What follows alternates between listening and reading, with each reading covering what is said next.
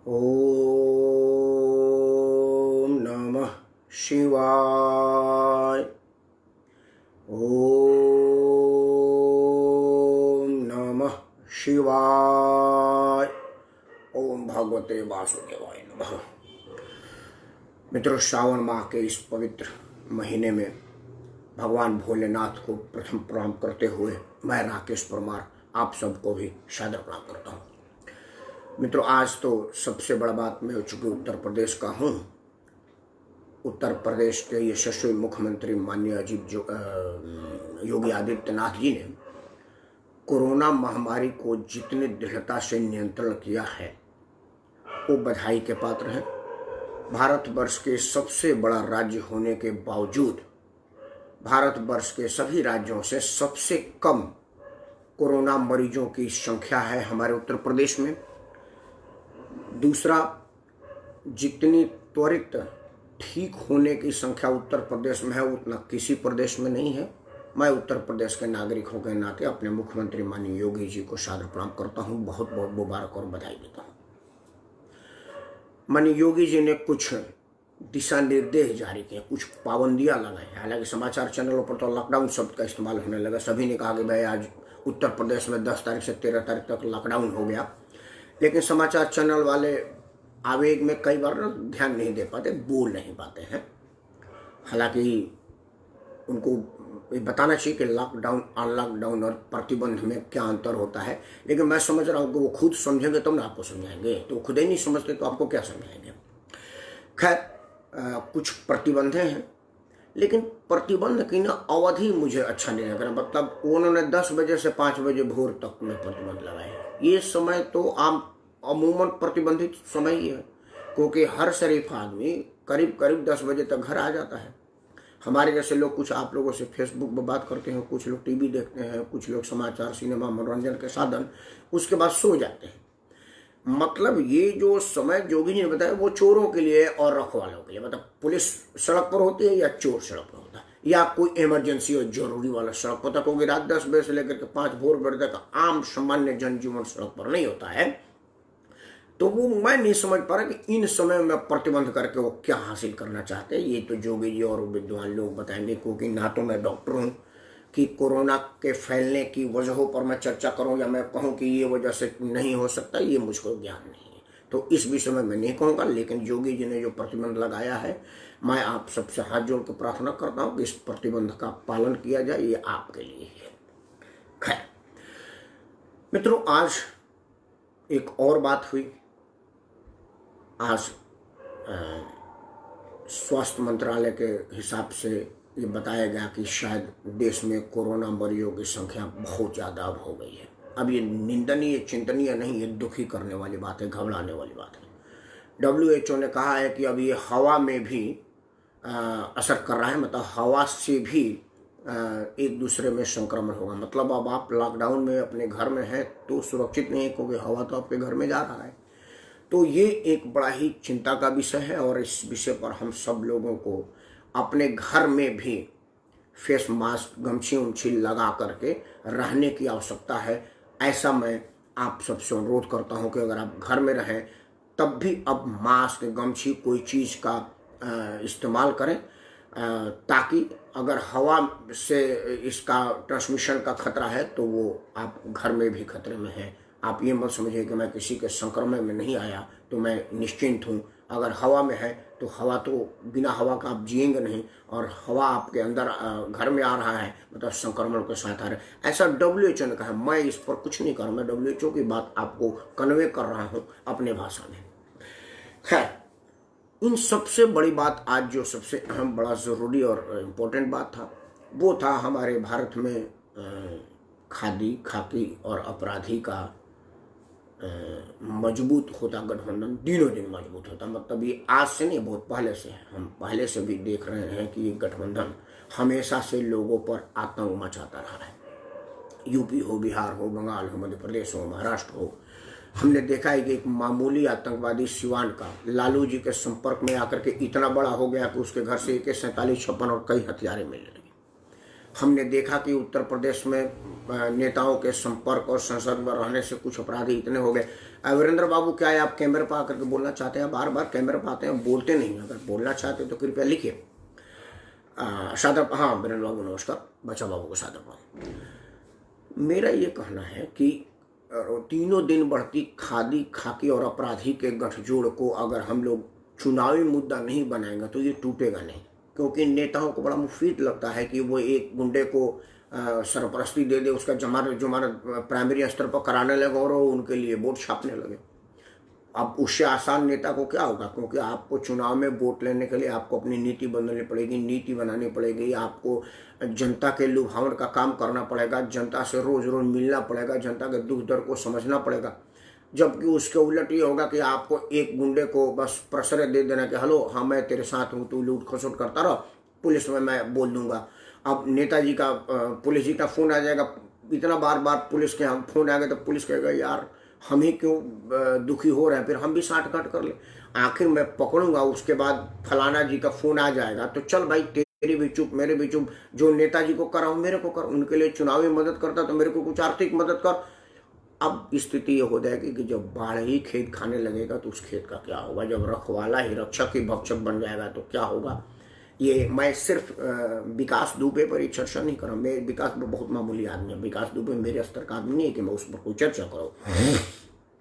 मेरे स्तर का मामला वो सिस्टम जो विकास दुबे जैसे लोगों का विकास करता है, चाहे वो शुक्ला हो, चाहे वो अंसारी हो, जो भी लोग हो, मेरा मतलब उनसे है, मेरा मतलब उस पर है कि अगर कोई अपराधी राजनीतिक संरक्षण, खाकी का संरक्षण के ले करके साठ गांठ करके आगे बढ़ता है तो सिस्टम हो जाता है। एक एग्जाम्पल अभी ताजा है तो मैं विकास पर ही बात कर लेता हूँ। विकास दुबे कानपुर में एक जघन्य हत्या करता है। उस हत्या के बाद वो महाकाल के दर्शन तक जाता है। अब देखिए यहीं पर खाकी, खादी और अपराधी गठजोड़ का सीधा साफ और स्पष्ट आपको दिखता है। मैं बड़े भाई निर्मल सिंह जी को सादर प्रणाम बोलता हूँ। कहाँ दिख रहा है आप देख लीजिए। कानपुर से स्क्रिप्ट देखिए, ये एक आदमी का बस का नहीं है, क्योंकि जब आप जो सिनेमा 3 घंटे की देखते हैं ना उसमें कई लोगों की मेहनत होती है। स्क्रिप्ट राइटर होता है, डायरेक्टर होता है, एक्शन मैन होता है, लाइट मैन होता है, कैमरा मैन होता है, फिर एक्टिंग करने वाला एक्टर होता है, तब आपको पर्दे पर दिखता है। उसके लिए कड़ी मेहनत होती है। साल 2 साल 3 साल में आपको 3 घंटे की एक पिक्चर दी जाती है। तो ये समझिए कि इस पर कितना मेहनत हुआ। वो आदमी मारा, वहां पर हत्या करके वहां से चल दिया। उसके पहले अब तो ओपन हो गया कि उसको एक पुलिस वाले ने ही फोन करके बताया कि भाई उपलार अपनी तैयारी कर लीजिएगा। पुलिस वाला ही पुलिस वाले का हत्यारा बना, वो एक अलग मुद्दा है। मैं खाकी, खादी और अपराधी की गठजोड़ और गठबंधन पर बात कर रहा हूं, जो नपाक रिश्ता इन लोगों का है, जो सड़क पैदा कर रहा है, हमारे समाज में घातक बन रहा है, समाज को खा रहा है, सूरसा की तरह से निकल रहा है। मैं उस पर बात कर रहा हूं। मित्रों, कानपुर से फरीदाबाद में एक सीसीटीवी में अपना छवि दिखवाता है। समाचार चैनल को रिपोर्टिंग जाती है। समाचार चैनल को दुबे फोन नहीं करता, ना ही वो दुकान वाला फोन करता है। समाचार चैनल पर ये जाता है, वो प्लांट करवाता है। उसके बाद समाचार चैनल पर आता है, वो उसकी टिप पर वहां से 2 पिस्टल बरामद करवाता है। वो पिस्टल जो पुलिस वालों से वसूला था, मतलब छीना था, इसलिए को लिंक बने कि ये यहाँ पर विकास दुबे ही था। लिंक के लिए वहां पर पिस्टल रखवाता है, अपने 2 लोगों को मरवा देता है। वो 2 लोग होते हैं जिन पर उसको ये संशय है कि कहीं ऐसा ना हो इन पर 3rd डिग्री हो तो ये टूट जाए, टूट के कहीं आकाओं का नाम न रख दे, सरकारी गवाह न बन जाए, ऐसा कोई दिक्कत ना आ जाए, इसलिए उनको मरवा दिया। वो सब देखिए अपने माध्यम से हो रहा है, इसकी जांच होगी तो बड़ा बढ़िया होगा। उसके बाद वहां से वो जाता है उज्जैन महाकाल। अनपढ़ आदमी नहीं है, बेवकूफ नहीं है, महाकाल जाता है। महाकाल उसको पता है कि इस टाइम आज कल और परसों 3 दिन तक वहां एक विशेष पूजा होगा जिसमें वर्ल्ड मीडिया वहां पर आएगी, दुनिया भर की मीडिया। वैसे भी जो लोग महाकाल गए हैं, मेरा तो मंदिर है, मेरे पुरखों का बनाया मंदिर। पहले आप लोग वीरेंद्र बहादुर जी, संतोष पाठक जी, निर्मल भाई, आपको बताऊं कि उज्जैन मंदिर हम लोग वहीं के रहने वाले हैं। हमारा परमार वंश का ही वो मंदिर है। हमारे परमार, हमारे पूर्वजों ने ही हमारे जो राजा भोज थे उन्होंने उज्जैन मंदिर का स्थापना किया था, और वो परमार की मंदिर, हमारा तो कुल मंदिर है। मतलब हमारे लिए तो वहां पर जाना, मत्था टेकना, उनका आशीर्वाद लेना परम कर्तव्य है। मेरा परमार का मंदिर है, तो हम लोग तो जाते जाते रहते हैं वहां, देखते हैं। अभी तो ये सावन चल रहा है, सावन में तो हर शिवलिंग पर अनायास भीड़ रहता है। मेरे अपने कॉलोनी में भीड़ है। एक सिपाही बैठा था, मैं देखा था, एक सिपाही वहां बैठा, मैं क्यों बैठे, अरे लॉकडाउन के वजह से भीड़ ना हो इसलिए बैठा दिया, लेकिन चलो लोग कर रहे हैं। खैर वो अपना कुर्सी पर बैठा था। तो ये तो हर शिव मंदिर पर भीड़ है, वो तो महाकाल ही है। महाकाल की सुरक्षा में 2-3 किलोमीटर दूर से ही सीसीटीवी की निगरानी है। मतलब महाकाल मंदिर परिसर नहीं है, बहुत दूर से ही वहां पर के आने वाले रास्तों में सीसीटीवी की निगरानी है। जो पुलिस प्रशासन नेता वहां पर टिप दिए हैं, उनको पता है कि महाकाल में वो पूरे, अगर उज्जैन में कहीं आएगा तो सीसीटीवी में आ जाएगा। उज्जैन क्षेत्र में ही आओगे तो आप सीसीटीवी के जद में आ जाएंगे, क्योंकि वो महाकाल की नगरी है। वहां पर कई आतंकवादी थिप्ट है, हिंदू का बहुत मन है, कोई आतंकवादी लोग हिंदू मुस्लिम के लिए या हिंदू सिख के लिए या कोई उन्माद फैलाने के लिए वहां कुछ उत्पात न कर दें। इस वजह से वो सुरक्षा का टॉप व्यवस्था है वहां पर। तो वहां पर बताया गया कि आप महाकाल में आइए। वो आराम से बैग लग करके अपना मास्क थोड़ा नीचे करके, और सीसीटीवी में देखिए आप कैमरे, अब जैसे मैं आपसे बात कर रहा हूं तो सामने कैमरे बजा रहा हूं, लेकिन अगर मुझे पता नहीं हो मैं यहाँ कैमरा हूं तो वो आदमी बिल्कुल ऐसे घूर के फोटो नहीं खिंचवाता। उसकी जितने भी सीसीटीवी के फुटेज आ रहे हैं वो सब पर ऐसे बकायदे पोज किया हुआ है, रुका है कि फोटो साफ आ जाए मेरा और मैं जल्दी जल्दी पकड़ा जाऊं। उसके बाद सबसे बड़ी बात है कि महाकाल में आजकल ऑनलाइन दर्शन है। उसको कहा गया कि तुम ऑनलाइन नहीं, तुम वीआईपी में जाओ और 250 रुपये की पर्ची कटाओ और अपने नाम से कटवाना। अगर वो फेक आईडी पे गया है तो फेक आईडी से पर्ची लेता, फेक आईडी से वो टिकट लेता, लेकिन नहीं, टिकट उसने विकास दुबे के नाम से लिया। वीवीआईपी दर्शन के लिए पर्ची लगती है तो वहां पर आईडी दी जाती है। पुलिस का कहना है कि आईडी वो किसी और नाम से था जो गेट पर दिखाया गया। तो क्या पर्ची देने वाले, काटने वाले आदमी ने आइडेंटिफाई नहीं किया कि किस आदमी को दे रहे हैं? देखिए ये सब ये स्क्रिप्ट है, ये सब स्क्रिप्ट है, वो जो समझ लीजिए खाकी खादी और अपराधी का गठजोड़ का। असल में क्या होता है ना कि जो लोग पढ़ उड़ के IAS IPS हो जाते हैं या पत्रकार, उनको लगता है कि दिमाग हमारे पास है, बाकी जनता के पास तो दिमाग ही नहीं है। लेकिन हमारे जैसे भी कुछ लोग हैं जो पूछ सकते हैं कि वे महाकाल मंदिर में VIP दर्शन में जाते हो तो आई कार्ड लेकर के अंदर जाओगे। आई कार्ड के हिसाब से उसकी पर्ची दी जाती है, और वो पर्ची, आई कार्ड में अगर आपका नाम नहीं था कि आई कार्ड फेक था, उसने कोई और नाम रखा, फोटो कोई और था, तो पर्ची 250 रुपये कैसे कट गई? दूसरा, क्या VVIP पर्ची ऐसे एक साधारण आदमी जाकर के लग जाएगा या उसको VVIP का कोई वहां पर है? मैं वहां पर गया हूँ, मैं वैष्णो देवी गया हूँ, तो वैष्णो देवी में भी मिलिट्री वालों की कुछ लाइन होती है, कुछ VVIP लाइन होती है। तो हम लोग VVIP लाइन में वैष्णो देवी में कई बार गए हुए हैं। तब भी 3-4 जगह हमारी आईडी देखी जाती है कि भाई जो पास बन के आया वो यही आदमी है ना, वो देखी जाती है। मुझे याद है आधार उधार तब नहीं था, मेरे पास ड्राइविंग लाइसेंस था, वो बचपने का फोटो था उसमें, क्योंकि तब फोटो लगता था, कैमरे से नहीं खींची जाती थी। जब मेरा ड्राइविंग लाइसेंस था तो वहां का जो कर्नल स्तर का मिलिट्री वाला था वो बोला नहीं तो तुम्हारा नहीं है। मैं बोला सर मेरा ये फोटो बचपन का फोटो तो बचपन में आना चाहिए था ना। तो वो जो हमारे साथ जो हमको लेके जा रहे थे उन्होंने कहा कि नहीं, ये राकेश परमार है, मैं आइडेंटिफाई कर रहा हूं। अब ये क्या महाकाल मंदिर में इस तरह की व्यवस्था को धक्का बता दो, वो चला गया। मैं आम लोगों की तरह से, कांग्रेस के प्रवक्ता की तरह से मैं ये नहीं कहूंगा कि उनका नरोत्तम मिश्रा जी और के यहाँ के प्रभारी थे और वहाँ के मंत्री हैं और अपने पीठ थपथपा रहे हैं, मैं ये नहीं कर रहा। लेकिन मैं तो ये प्रश्न करूंगा, भाई कानपुर से उज्जैन अपने गाड़ी से गया, वो हवा से नहीं गया, उड़ के पैराशूट से नहीं गया, गुब्बारा में भर करके नहीं गया, जमीन के खुदाई करके नहीं गया, वो बाकायदा अपने गाड़ी से गया जो UP 32 की नंबर की गाड़ी थी। अब लखनऊ नंबर की गाड़ी मध्य प्रदेश और दिल्ली में टहल रही है और टाइट सिक्योरिटी है, 10-10 राज्य की पुलिस अलर्ट पर है और उसको देखी नहीं। ये मतलब ये कल्पना में है। उसके बाद बताया जाता है कि वो माली ने पहचान किया, सिक्योरिटी गार्ड को संदेह हुआ, फिर वो अपने गार्ड सुपरवाइजर को, पहले सुपरवाइजर को भी लगा, तब उसने पुलिस को बुलाया।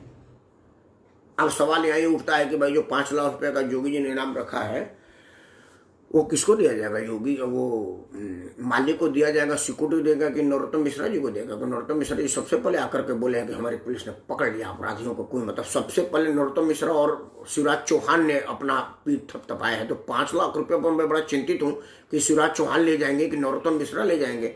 मैं तो यही प्रार्थना करूंगा वो गरीब आदमी को देना। भाई वो सिक्योरिटी वाले को, SIS वाले सिन्हा साहब के गार्ड है, हमारे पूर्वांचल का जवान है वो अनिल सिंह के सुनील सिंह, तो उस गरीब आदमी को मिलना चाहिए। लेकिन चलो ये अलग बात है, नरोत्तम मिश्रा उस पैसा को लेकर उन्होंने पकड़वाया, ये अलग बात है। मेरा ये कहना है कि अब क्या हुआ कि पकड़ा गया, पकड़ने के बाद देखिए क्या हो रहा है। पकड़ने के बाद चैनल पर आ रहा है कि देखिए इन्हीं 3 गाड़ियों में फलाने रूट से, मतलब रूट मैप भी बता दिया गया समाचार चैनल पर, और चैनल वाले उसको उज्जैन से कानपुर तक एस्कॉर्ट करते आएंगे। मतलब जैसे कि उसके एक मित्र को ले जाते हुए पुलिस की गाड़ी रास्ते में पंचर हो गई थी और उसके वजह से वो बेचारा पंचर हो गया, ये मौका भी पुलिस को नहीं मिलेगा। मतलब नहीं, पुलिस वाले कह रहे हैं कि ये मौका मत देना, नहीं तो रास्ते में गाड़ी कहीं हमारे को पंचर ना हो जाए। समाचार वाले उसको दिखाते हुए लेकर के जा रहे हैं। अब ये अपराधी, खाकी खादी और अपराधी के गठजोड़ हमको कहां तक लेके जा रहा है, इस विषय पर आप सबों के सामने मैं ये इसलिए रख रहा हूं कि जब तक आप इसको चुनावी मुद्दा नहीं बनाएंगे, जब आप वोट के टाइम में जिस तरह से जात का वोट है, क्षेत्र का वोट है, सड़क के नाम पर वोट है, अस्पताल के नाम पर वोट है, इस पर अगर आप अपराधी और अपराधी का रूप में मुद्दा नहीं बनाएंगे तो हर आदमी होगा क्या कि वोट के चक्कर में नेता उसके पास आते रहेंगे। अब देखिए एक और दूसरा एंगल, विकास दुबे के आपराधिक विकास पर चर्चा चैनल पर कम हो रही है। प्रवक्ताओं को बुलाया जा रहा है, प्लांटेड प्रवक्ता है, उनमें से एक कह रहा है कि देखिए ये 20,000 की पर्ची समाजवादी पार्टी से परमानेंट इसका लाइफ टाइम वाला हो गया है। दूसरा बोल रहा है कि ये जो फोटो है वो भारतीय जनता पार्टी का है।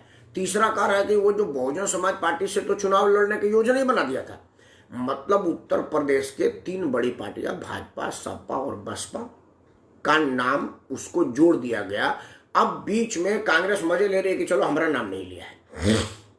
उन्हें अफसोस कर रही होगी, डॉक्टर बख्तियार को मैं नमस्कार बोल रहा हूँ, डॉक्टर बख्तियार की पार्टी अफसोस से करेगी यार इस साल हमारा नाम कहा नहीं ले लिया।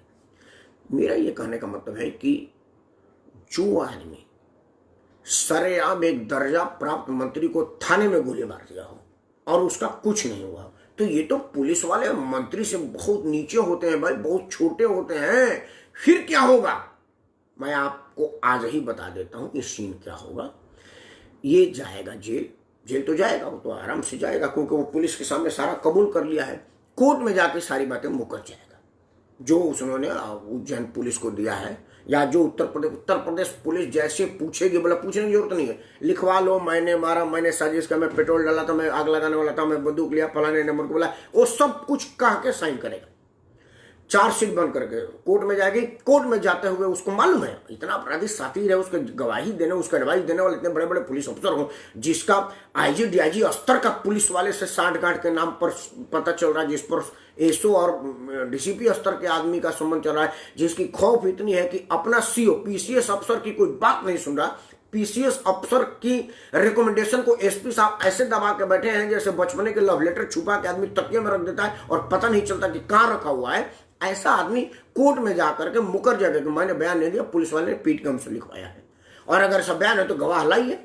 अब बताइए जिसने पुलिस के एसओ स्तर आदमी को गोली मार दिया हो, काट दिया हो, उस पर कोई गवाही देगा कि हाँ मैं आई विटनेस हूं, मेरे सामने एसओ साहब को मारा था। प्लांट देखिए कहां है, खबर में चलाई जा रही है कि जो सीओ साहब का हत्या हुआ वो उसने नहीं किया, फलाने आदमी ने किया। मतलब देखिए ये समाचार चैनल खाकी खादी अपराधी के साथ समाचार कितना चैनल वाले को कितना खिलाया जा रहा है, प्लांट किया जा रहा है, या वो खुद प्लांट बेवकूफ बन रही है मैं नहीं जानता। मैं तो दिमाग लगा रहा हूं। आदर प्रेमनाथ जी का सादर प्रणाम बोल रहा हूं, कृपया आपके मार्गदर्शन पढ़ूंगा, अपनी थोड़ी बात रखूंगा। अब आप समझिए कि समाचार चैनल पर ये कहा जा रहा है कि सीओ साहब खुद क्या है अपनी जान की माल मार रहे थे, तो उनके गुर्गों ने उसको पॉइंट ब्लैंक से गोली मारा, उसके बाद उनकी टांग काट दी।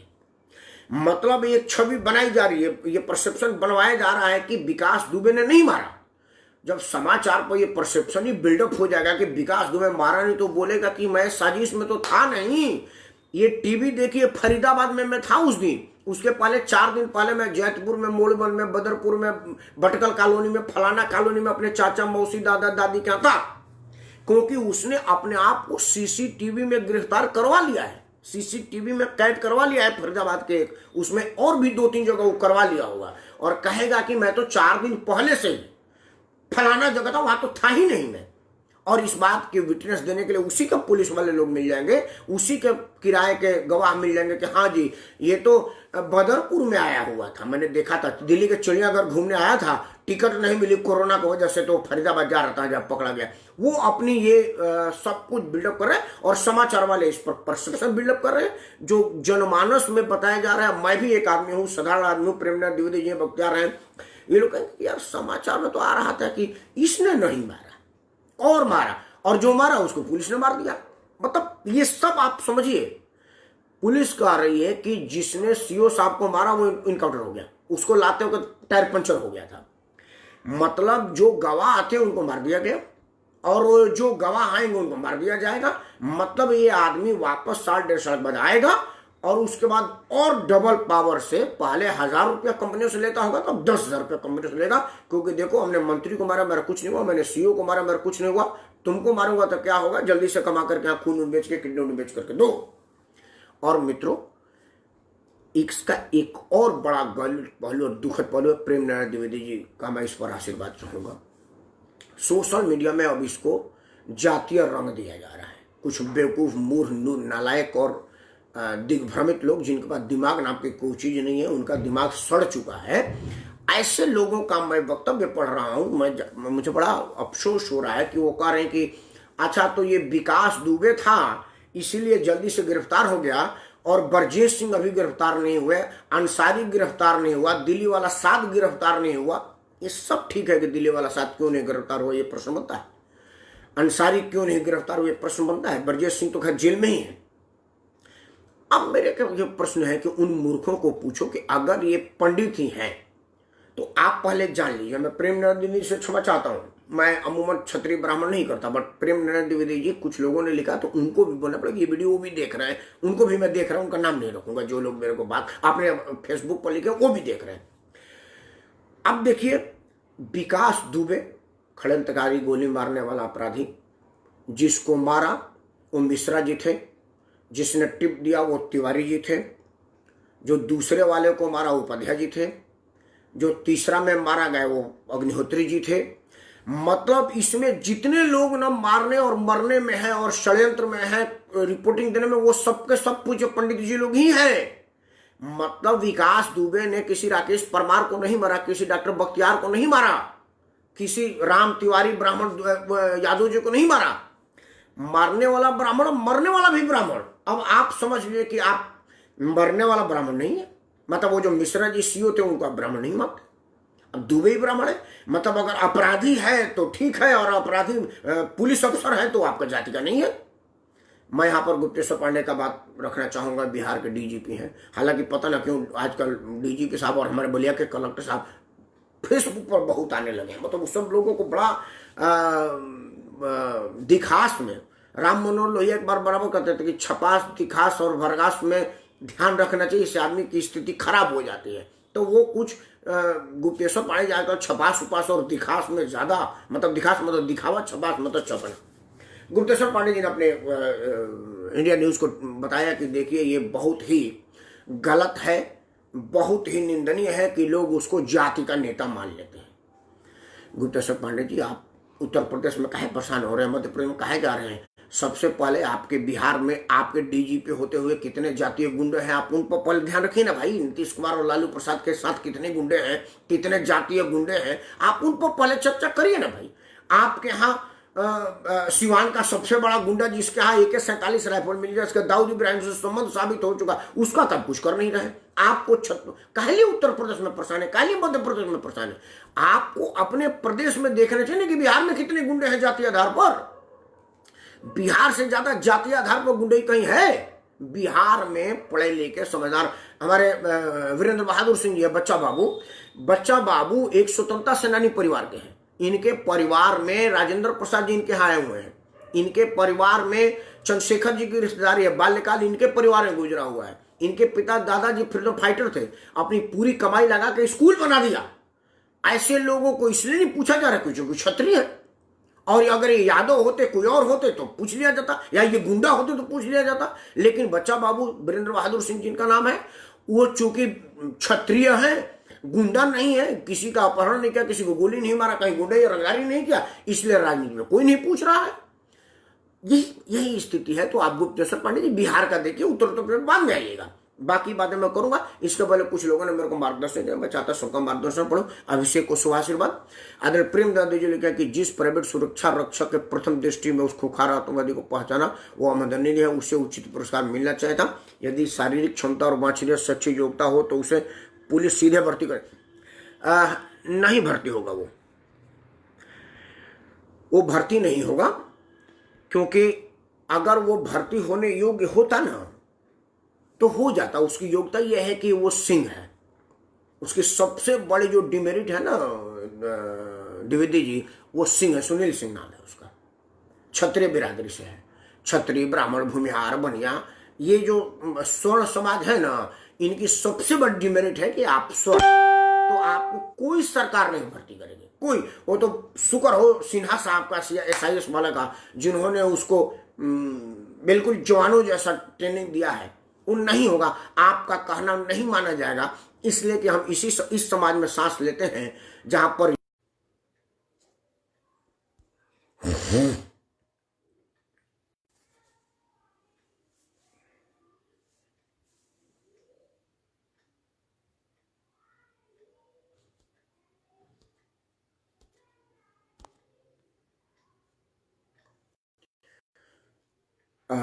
लाइट कट गया मेरे यहाँ, इस वजह से अब मैं चाहूँगा कि इसको मैं बंद करूँ। बहुत बातें थी, लेकिन मैं प्रेम नारायण द्विवेदी जी के बाद का कुछ लोगों की बातें पढ़ दूँ। संतोष पाठक जी ने लिखा है कि सुना है कि अकाल मृत्यु टल जाती है। हाँ, उसकी अकाल मृत्यु टल गई है, क्योंकि वो महाकाल के दरबार में जा चुका है। संतोष पाठक, ओम नमः शिवाय, ओम नमः शिवाय, हर हर जी, हर हर महादेव। वीरेंद्र बहादुर सिंह जी को सादर प्रणाम। अमित सिंह ने लिखा है कि भैया प्रणाम जी, नमस्कार। अपराधी जब छोटा होता है तो वो थाने में पैदा होता है और उसी का पालन बढ़ता जाता होता है तो खादी और खाकी अपराधी का गठजोड़ हो जाता है। आप बिल्कुल सही कह रहे हैं अमित। भोज प्रताप सिंह तोमर जी को मैं सादर प्रणाम बोल रहा हूँ। असल में मेरा लाइट कट गया और मैं उठ के इमरजेंसी लाइट लेने की स्थिति में हूँ नहीं, तो मैं चाहूँगा कि अपनी बात बंद करो। मेरे को फेसबुक में कैसे लाइट जलाते हैं मुझे समझ, इतनी भी पढ़ा लिखा आदमी हूँ नहीं मैं। ये सामने आएगा? नहीं, सामने नहीं आएगा। एक मिनट, विक्की, विक्की, ये फेसबुक, ये सामने वाला लाइट कैसे जलता है तुमको पता है? अच्छा, चलो, ये लाइट नहीं जलता है तो मैं अब बातें बंद करूं, क्योंकि अच्छा लाइट जल रहा था। एनीवे मित्रों, आज खादी खाकी और अपराधी के गठजोड़ में लाइट ने अपना काम कर दिया है। अब लाइट नहीं है, इसलिए मैं आप सबसे क्षमा चाहते हुए अपनी वाणी को विश्राम देता हूं। आप सबको भगवान भोलेनाथ का आशीर्वाद बना रहे, आप सब पर भोलेनाथ की कृपा बनी रहे और कोई अपराधी आपका कुछ न बिगाड़े। इन्हीं शब्दों के साथ मैं राकेश परमार आप सबको सादर प्रणाम करता हूं। जय हिंद, वंदे मातरम।